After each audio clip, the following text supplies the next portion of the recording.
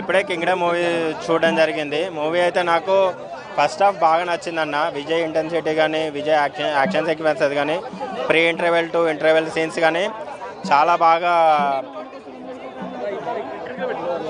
చాలా చాలా బాగా వర్కౌట్ అయ్యాయి. సత్య పర్ఫార్మెన్స్ కూడా బాగా సినిమాకి బాగా ప్లస్ అయింది. కానీ సినిమాకి డ్రాబ్యాక్ ఏంటన్నా సెకండ్ హాఫ్ మిడ్ పాయింట్ నుంచి సినిమా అనేది దొబ్బేసింది. అది మాత్రం ఫ్యాక్ట్. సినిమా తోపు తురము అని ఎవరన్నా కూడా నమ్మకండి, ఇది మాత్రం జెన్యూను. ఎందుకంటే గౌతమ్ ఇంటెన్సిటీ ఏంటంటే జెర్సీలో ఒక ఎమోషన్ క్యారీ ఫార్వర్డ్ అవుతుంది.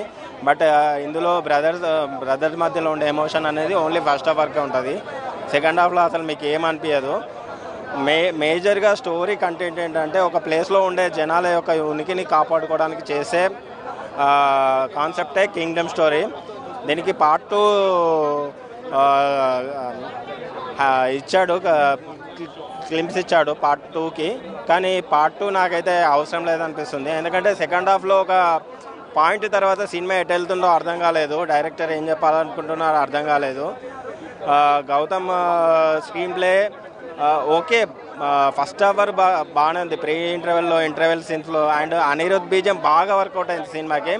బట్ సెకండ్ హాఫ్లో మాత్రం సినిమా ఎటు వెళ్తుందో అర్థం కాలేదు. డైరెక్టర్ చేసిన మంచి పని ఏంటంటే సినిమాని లాగ్ చేయకుండా 2.5 అవర్స్లో ఫినిష్ చేశాడు. కానీ నేను ఒకటైతే చాలా డిసప్పాయింట్ అయ్యాను. విజయ్కి మళ్ళీ హిట్ పడుతుందేమో అనుకుని వచ్చాను 5 ఫ్లాప్ తర్వాత.